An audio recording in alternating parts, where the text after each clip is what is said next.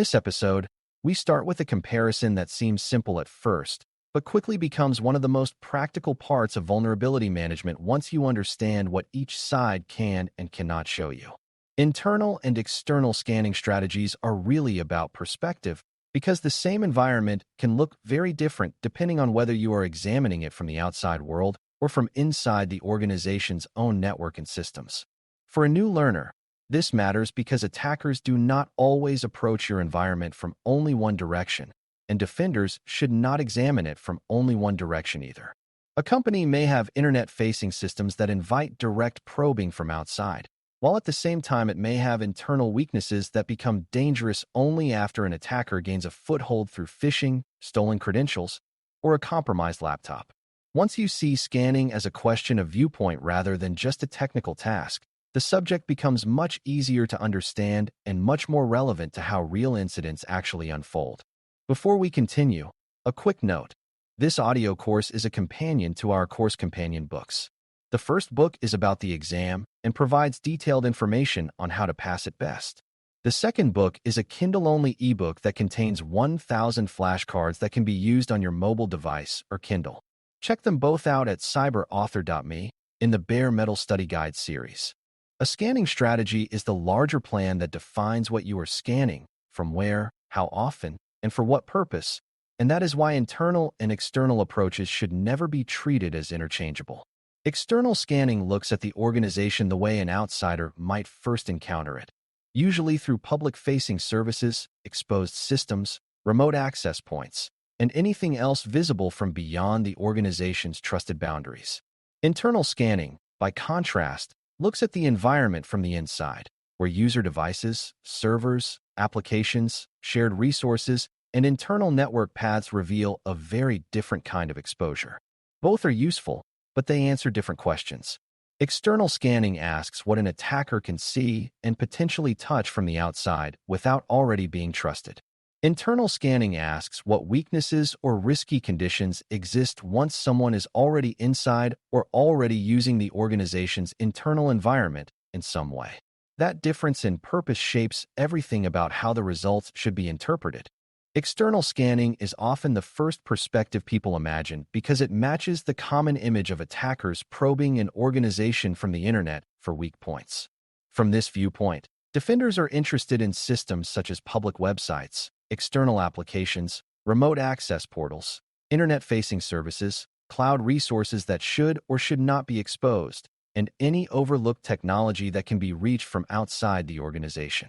This strategy is valuable because it helps the team see the public attack surface more clearly and identify risks that may be available to anyone on the internet, including opportunistic attackers who are simply searching for easy openings. An external scan can reveal outdated software, misconfigurations, exposed management services, weak encryption choices, old domains still resolving to live systems, and services that were never intended to be public in the first place. In practice, this makes external scanning one of the clearest ways to understand what the organization looks like from the street rather than from inside the building. That outside perspective is powerful, but it also has limits that beginners need to understand clearly. External scanning only sees what is reachable from the outside, which means it gives a narrower but important slice of reality rather than a full picture of the environment. If a critical internal application, a file server, or a domain-related weakness exists entirely behind the public edge, the external scan may tell you nothing about it at all. This is why a clean-looking external report should never be mistaken for proof that the organization is broadly secure. It may simply mean that the outward-facing surface is smaller, better protected, or less visible than the internal environment behind it. External scanning also depends heavily on how systems are exposed, routed, and segmented, so a strong result from that perspective tells you something meaningful about internet-facing risk, but not necessarily about internal misuse, lateral movement, or weaknesses that become dangerous only after an initial compromise has already occurred. Internal scanning takes the opposite view and asks what can be seen or assessed from within the organization's own environment. Where trust is higher, visibility is often deeper, and the number of reachable systems is usually much larger. This strategy matters because many real attacks do not end at initial access. Once an attacker enters through a compromised user account, a successful phishing event, a vulnerable endpoint, or a trusted third party. The next stage often involves exploring internal systems, expanding access, and looking for valuable targets that were never exposed to the outside internet. Internal scanning helps defenders understand those conditions before an attacker can take advantage of them. It can reveal missing updates on workstations and servers, insecure internal services, weak segmentation, risky configurations, outdated software and line-of-business applications, and old systems that remain vulnerable simply because they were never visible to public-facing scanning programs. From a defensive standpoint, this inside view is essential because it shows how much danger may exist beyond the perimeter, even in organizations that appear disciplined from the outside. Internal scanning is also the strategy that most clearly reflects how modern environments really work after perimeter boundaries become less meaningful. Remote work, cloud adoption, shared services, internal applications, and widespread identity-based access have all changed the idea that the main security question begins and ends at the internet edge. A user device with legitimate access may interact with far more internal systems than an outside attacker can see at first, which means a weakness hidden from external scanning may still become highly exploitable after just one successful compromise. That is why internal scanning is so useful for understanding the paths an attacker could follow after that first foothold. It helps reveal whether internal servers expose more services than they should, whether user devices can reach sensitive systems too easily, whether old software remains active in trusted zones, and whether segmentation truly limits access the way leadership assumes it does. In other words, internal scanning does not only find weaknesses, it helps expose how easy or difficult internal movement would be for someone who got inside. Even so, internal scanning brings its own special challenges, and those challenges are not just technical. Because internal environments are larger and more interconnected, internal scans often touch many more systems, asset types, and business processes than an external scan would reach from the outside. That means scope, timing, and communication become more important, especially in environments with fragile systems, remote sites, specialized devices, or business-critical applications that are sensitive to scanning activity. Internal networks can also be messy, with legacy devices, vendor-managed platforms, shadow technology, and poorly documented segments that complicate both coverage and interpretation. A team may discover that some assets are reachable only from certain locations, some are visible in one internal segment, but not another, and some belong to parts of the business that the security team did not fully understand before the scan began. This is one reason internal scanning is so valuable. It not only finds vulnerabilities, but also exposes how much the organization still needs to learn about its own internal landscape. The most important lesson is that internal and external scanning strategies should support each other rather than compete with each other. External scanning helps defenders understand what an outsider can attempt immediately, while internal scanning helps them understand what becomes possible after initial access. Those are different stages of the attacker journey, and both matter deeply in real security operations. A strong vulnerability management program recognizes that attackers do not care whether a weakness is called internal or external. They care whether it is reachable, useful, and poorly managed at the moment they encounter it. If defenders focus only on the external surface, they may underestimate the danger of lateral movement and internal privilege abuse. If they focus only on internal scanning, they may overlook obvious public exposures that invite constant probing from the outside. The strongest strategy is to see both perspectives as parts of the same story, with each one illuminating a different part of the organization's actual exposure. A practical way to understand this is to think about risk in layers. An externally exposed remote access service may deserve urgent attention because it provides a direct path to the organization from outside.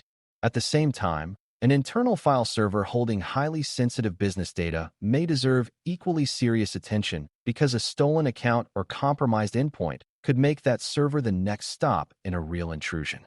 The fact that the file server is not visible from the public internet does not make it unimportant. It only means the route to it is different. Scanning strategies should therefore reflect both immediacy and consequence. External findings often matter because the barrier to attacker contact is low, while internal findings often matter because the business impact after successful access can be very high. A mature analyst learns to ask not only whether a weakness is externally visible, but also whether it sits on a path that becomes critical once trust is abused inside the environment. Designing a sound scanning strategy requires the organization to think about architecture, asset inventory, business operations, and the likely ways attackers would approach the environment. In a small organization with a limited public presence, external scanning may initially focus on a handful of public systems, while internal scanning reveals the bigger story. In a larger or cloud-heavy organization, the external surface may be broader than leadership realizes, especially when different business units create public-facing services independently. Hybrid environments complicate this further because some assets live on internal networks, some in cloud platforms, some behind remote access, and some in shared or third-party spaces where direct scanning may be limited by policy or service rules. This is why the question is never simply whether internal or external scanning is better. The real question is which assets, services, and business functions need each perspective, how frequently those views should be refreshed, and how findings from both sides will be combined into one coherent understanding of risk across the organization. One of the most common misconceptions is that external scanning tells you whether the organization is secure overall. It does not. It tells you something important about publicly reachable exposure, which is valuable, but it leaves many internal realities untouched. Another common misconception is that internal scanning makes external scanning less necessary, because internal visibility is deeper.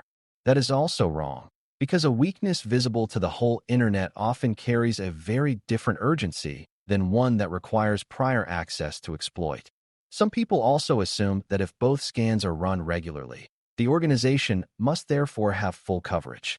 In truth, scanning always depends on perspective, reachability, timing, asset awareness, and the quality of interpretation afterward. A system that is offline during the scan, hidden behind a routing boundary, or created and removed between scan cycles may escape both views temporarily. For beginners, the deeper lesson is that scanning improves visibility, but it never removes the need for judgment, asset knowledge, and continued reassessment as the environment changes. A simple example helps bring the difference into focus. Imagine an organization has a public customer portal connected to a set of internal business systems. An external scan might reveal weaknesses in the portal itself, such as outdated software, poor configuration, or exposed services that create a direct opening from the internet. That matters because the portal is one of the first places an outsider can interact with the organization's environment. But suppose that same organization also has internal file shares, legacy application servers, and loosely controlled access between departments. An internal scan may reveal that once an attacker gets past the portal or compromises a user account through phishing, those internal systems are far easier to reach and exploit than anyone expected. In that situation, external scanning helps reduce the chance of initial compromise, while internal scanning helps reduce the chance that initial compromise becomes major business damage. The two strategies are addressing different stages of the same risk chain rather than competing for attention. These strategies also connect directly to other parts of CySA+, including incident response, threat hunting, and vulnerability prioritization. During an incident, internal knowledge becomes crucial because responders need to understand what systems were reachable after the attacker got in, where lateral movement may have occurred, and which internal weaknesses may have accelerated the spread. At the same time, external scanning results help explain how the attacker may have entered in the first place if the path involved a public service or exposed system. Threat intelligence can sharpen both strategies by showing which externally facing weaknesses are being actively exploited and which internal technologies are commonly abused after access is established. This is why scanning results should never live in isolation as separate reports.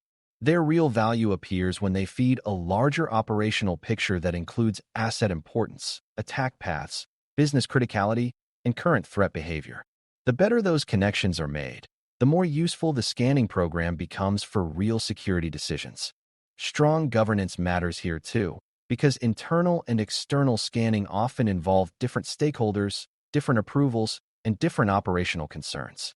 External scanning may touch public infrastructure, third-party hosted services, or cloud resources that require careful boundary definition so the organization does not exceed what it is authorized to test.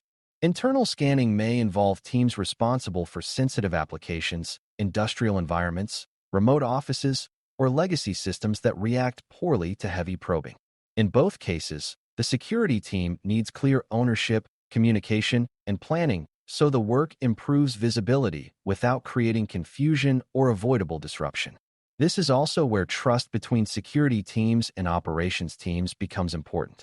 When people understand the purpose of the scan, the timing, the likely effects, and how findings will be used, scanning becomes part of a healthy risk management process rather than something seen as intrusive or disconnected from business reality. Mature scanning strategy is therefore as much about coordination as it is about technology. By the end of this discussion, internal and external scanning strategies should feel less like a simple either-or comparison and more like two essential viewpoints that help defenders understand different parts of the same environment. External scanning shows what an outsider can see and attempt first, which makes it critical for understanding public exposure and easy entry points. Internal scanning shows what becomes visible and dangerous after access is gained, which makes it critical for understanding lateral movement, hidden weaknesses, and the deeper reality of internal risk. For someone preparing for CySA+, the most important takeaway is that security perspective matters. The environment looks different depending on where you stand, and a mature vulnerability management program must be willing to stand in more than one place. When defenders combine internal and external scanning thoughtfully, they gain a fuller, more honest picture of exposure and a much stronger basis for deciding what to fix first and why it matters. Thanks for listening. For more audio courses, daily newsletters, and more, please visit baremetalcyber.com.